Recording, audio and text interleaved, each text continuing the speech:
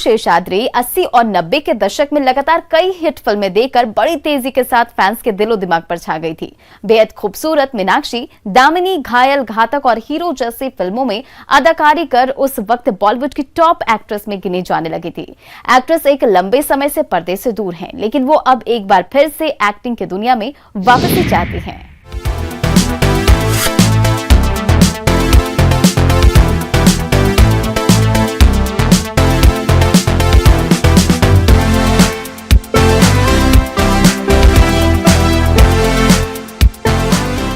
Bollywood actress Meenakshi Seshadri 80 और 90 के दशक में लगातार कई हिट फिल्में देकर बड़ी तेजी के साथ दर्शकों के दिलो दिमाग पर छा गई थी। बेहद खूबसूरत मीनाक्षी, दामिनी, घायल, घातक और हीरो जैसी फिल्मों में अदाकारी कर उस वक्त बॉलीवुड की टॉप एक्ट्रेस में गिनी जाने लगी थी। एक्ट्रेस एक लंबे समय से पर्दे से दूर हैं, लेकिन वो अब एक बार फिर से एक्टिंग की दुनिया में वापसी चाहती हैं।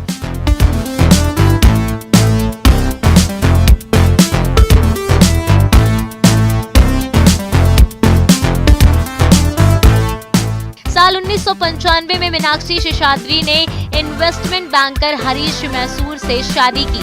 शादी के बाद वो अमेरिका के टेक्सास शहर में शिफ्ट हो गई थी।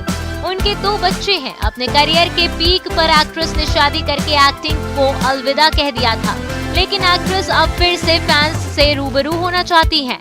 उन्होंने कहा कि वो फिल्म और आर्ट को बहुत मिस करती हैं।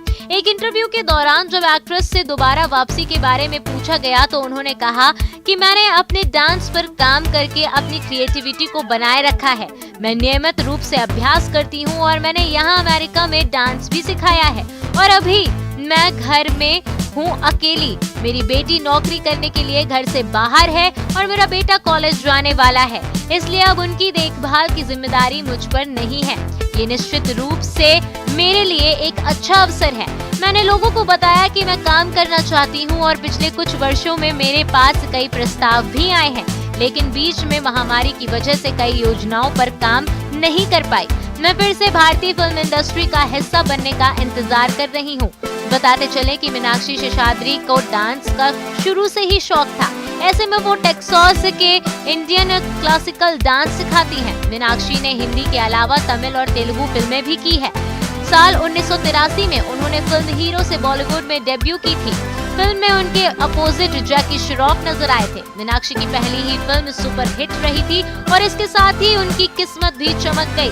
उनकी फिल्मों में मेरी जंग, डकैत, 20 साल बाद, गंगा जमुना सरस्वती, जुर्म, घायल, आदमी खिलौना है, दामिनी और घातक शामिल हैं।